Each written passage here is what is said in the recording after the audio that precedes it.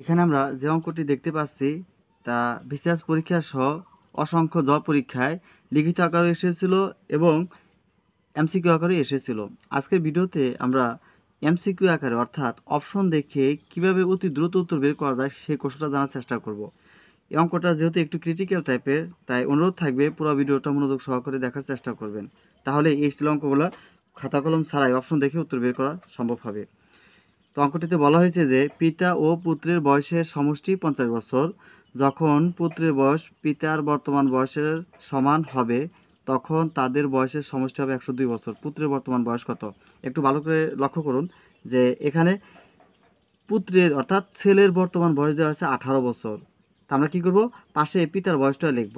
যেহেতু দুজনের বয়স বর্তমান বয়স সমষ্টি, দুজনের বয়স মিলে কিন্তু 50 বছর, তাহলে 18 আছে, এর সাথে যদি আমরা আর 32 যোগ করি তাহলে কিন্তু 50 হবে, 50 বছর। একইভাবে পুত্রের বয়স যদি বর্তমান 12 বছর হয় তাহলে পিতার বয়স আসবে 38, অর্থাৎ দুইটা সংখ্যা যোগফল যাতে 50 হয়, যেহেতু বর্তমান বয়স দুজনের বয়সের সমষ্টি 50 বছর। একইভাবে 16 সাথে যদি আমরা 34 যোগ করি তাহলে দুইটার বয়স সমষ্টি 50 আসবে। একইভাবে 14 সাথে যদি আমরা 36 যোগ করি তাহলে কিন্তু আসবে 50। এখন আমাদের কাজটা কি বলছে যে ভবিষ্যতে অর্থাৎ যখন পুত্রের বয়স পিতার বর্তমান বয়সের সমান হবে।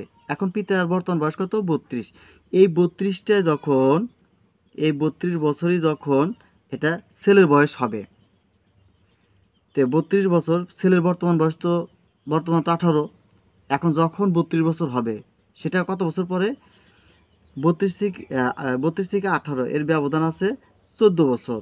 তাহলে আমরা দেখলাম 14 বছর পরে গিয়ে কিন্তু 32-এ দাঁড়াবে। 14 বছর পরে যদি ছেলের বয়স 32 হয় তাহলে 14 বছর পর পিতার বয়স কিন্তু 32 আর থাকবে না। 14 বছর পরে গিয়ে তার বয়স দাঁড়াবে, যদি আমরা আরও 32 সাথে যদি আমরা আরও 14 যোগ করি তাহলে আসবে কত? 46। এখন এই যে ভবিষ্যতে ছেলের বয়স 14 বছর পরে গিয়ে 32, অর্থাৎ পিতার যেটা বর্তমান বয়স, আর 14 বছর পরে ছেলের বয়স হবে 46।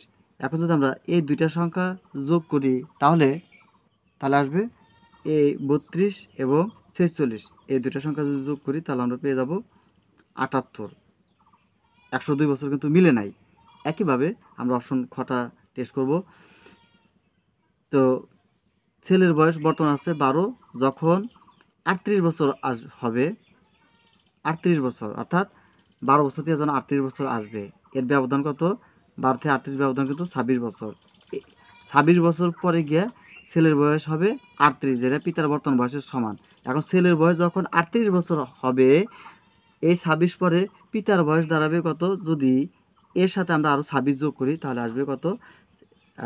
38 সাথে যদি আমরা 26 যোগ করি তাহলে আসবে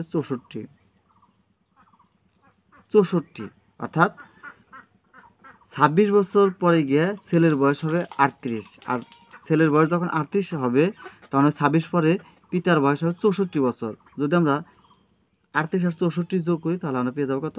102। অর্থাৎ অপশন খতে 38 এবং 64 যোগ করে কিন্তু আমরা 102 বছর কিন্তু মিলাতে পারছি। যেহেতু অপশন খতে উত্তর আমার মিলে যাচ্ছে, তাই বাকি আর অপশনগুলো আমরা যাচাই করব না। এই পদ্ধতিতেই এই স্টাইল অঙ্কগুলো দ্রুত উত্তর বের করা সম্ভব। পুরো ব্যাপারটা আমরা এখন চাইলে এইভাবে বুঝে নিতে পারবো। যেহেতু অপশনে আমরা পেয়েছি যে খতে যে কি ছেলের বয়স 12 বছর, ছেলের বয়স 12 বছর হলে পিতার বয়স আসবে 38 বছর, কেননা দুজনের বয়সের এখানে বলা হচ্ছে পিতা ও পুত্রের বয়সের সমষ্টি 50 বছর, যেহেতু দুজনের বয়সের সমষ্টি 50 বছর।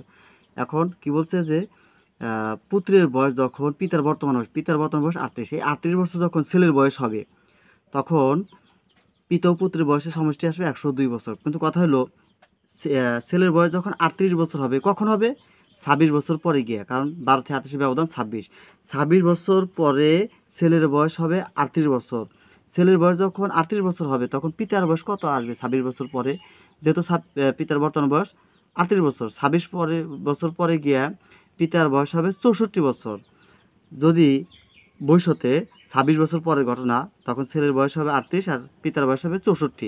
38 আর 64 যোগ করলে আসবে 102।